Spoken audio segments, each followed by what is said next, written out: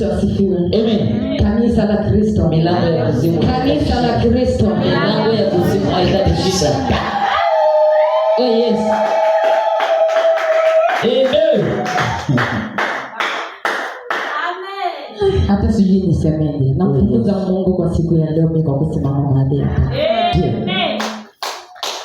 Nina kila sababu ya kumrudishia sifa na shukrani Mungu. Mwaka jana nilipita kwenye mapito magumu sana. Oh yes. Ambao yani sikuweza kama ninaweza kuwa mshindi wa mwaka huu tena tarehe 5. Yeah. Ilifika muda mpaka nilikuwa najikatia tamaa. Yaani hata nikifika labda kwa kanisani hapa hivi nikiomba, bado nikifika nyumbani naona kama vile ndo tayari nimeshafikiwa tayari tena. Kwa hiyo nakumbuka tena kurudi kanisani, lakini naona haiwezekani. Nilikuwa nahudhuria mchana na jioni ili nisifikiwe na vitu wote ambao vilikuwa vinanifuatilia. Ndio. Na vitu vilikuwa vinanifuatilia live. Ndio. Ikiwemo wanadamu wanakuja uso kwa uso. Tunakutana nao, tunafanya vita tukiwa nao. Lakini Mungu aliyomleta baba yangu Emmanuel, mimi nasemaga tu nikiingia kwenye magoti mbele za Mungu nasema, wewe Emmanuel uliyokuja, niko hapa natamani kusema na wewe. Nimeketi hivi nikisema naye, huwa anatokea live. Aliniambia, mwanangu, ninajua liko jambo ambalo umelikusudia kwenda, unatakiwa ulishike uende nalo. Huwa nikisikia hivyo nalia sana. Nikiona kama vile baba yeye amenikwepa, mama huwa anakuja, ananikumbatia, ananiambia, mwanangu, jitahidi utafika unakoenda. Oh yes. Sijaacha. Ilifika mwezi wa 12 ambao kongamano lilikuwa linafika. Nilipita kwenye majaribu ya hivyo. Lakini nilifika ndani nililia sana. Ikiwemo tu ndugu yangu huyo hapa alisikia maombi niliyokuwa naomba ndani. Akaja akaniambia, dada, nimesikia unaomba maombi ya uchungu sana. Nilimwambia nahisi kama vile Mungu ameniacha. Oh yes. Lakini sikuweza kusema, ila baba alikuja kuniambia, mwanangu, ni nini? Nilimwambia, baba, nilihisi kama vile umeniacha hapa wewe. Kaniambia, hapana mwanangu, sijakuacha. Kuna jambo ambalo umeamua kulifanya ambao yani liko mbele yako, unatakiwa litimize. Ng'ang'ania. Na mimi sikuacha kung'ang'ania. Namwambia niko hapa, ninatamani kulitimiza. Ndio. Lakini nakumbuka neno la baba aliniambia, kila aliona jambo kuna kusudi mbele yako ambao unatakiwa kufanya. Ila mitego niliipita, Mungu alinishindia.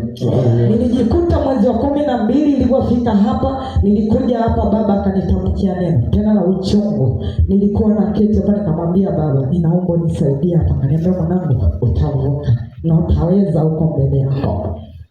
Lakini leo hii ninamtukuza Mungu kwa ushindi. Toka nilivyotamkiwa nimefanya kongamano, sijawahi kuona mtu yoyote anayenifuata au neno lolote linalonifuata nyuma yangu libaya na kuniumiza moyo. Wow.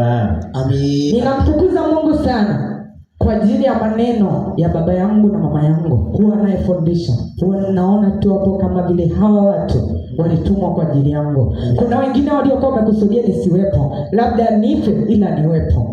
Nikawepo kwa ajili ya kumtukuza Bwana. Amen. Huwa ninaamini huyu Mungu, ninajua kuna jambo alilonikusudia nilifanya, nitalifanya kwa uaminifu. Juzi baba aliniambia, kwa mfano, mwanangu, ukiwa umeambiwa wache biashara na kuwaje, hiyo kitu mimi niliona. Baba alikuja akaniambia, hii ni kazi ambayo natakiwa tu hapo uwekea watu mikono.